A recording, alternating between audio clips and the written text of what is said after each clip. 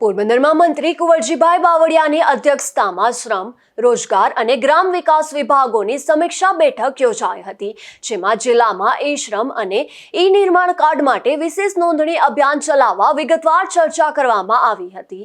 આ બેઠકમાં રોજગાર, કૌશલ્ય વિકાસ, શ્રમિક કલ્યાણ તથા ગ્રામ વિકાસ સંબંધિત વિવિધ યોજનાઓ અને કાર્યક્રમોની પ્રગતિની વિસ્તૃત સમીક્ષા કરવામાં આવી હતી।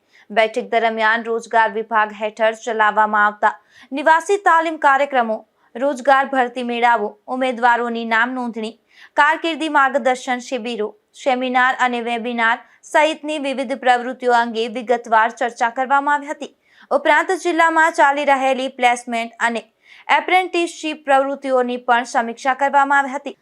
મંત્રી કુંવરજીભાઈ બાવળિયાએ શ્રમ, કૌશલ્ય વિકાસ અને રોજગાર વિભાગો વચ્ચે વધુ સુમેળ અને સંકલન સાથે રોજગાર ભરતી મેળાઓનું આયોજન કરવા સૂચના આપી હતી।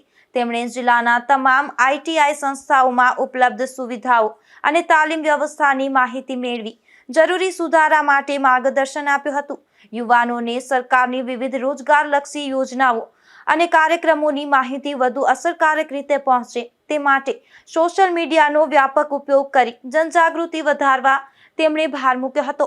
મંત્રી કુંવરજીભાઈ બાવળિયાએ શ્રમયોગીઓના હિતને સર્વોચ્ચ પ્રાથમિકતા આપી અને કામગીરી કરવા તથા કલ્યાણકારી યોજનાઓનો અસરકારક અમલ સુનિશ્ચિત કરવા અધિકારીઓને માર્ગદર્શન આપ્યું હતું।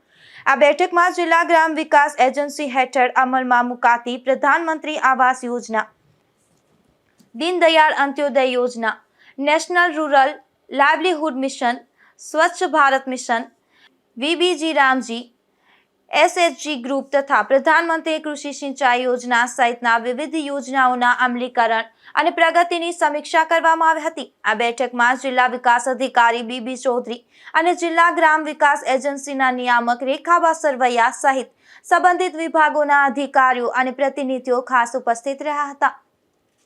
નિપુલ પોપટ સાથે અશોક થાનકી, ગુજરાત ન્યૂઝ, પોરબંદર।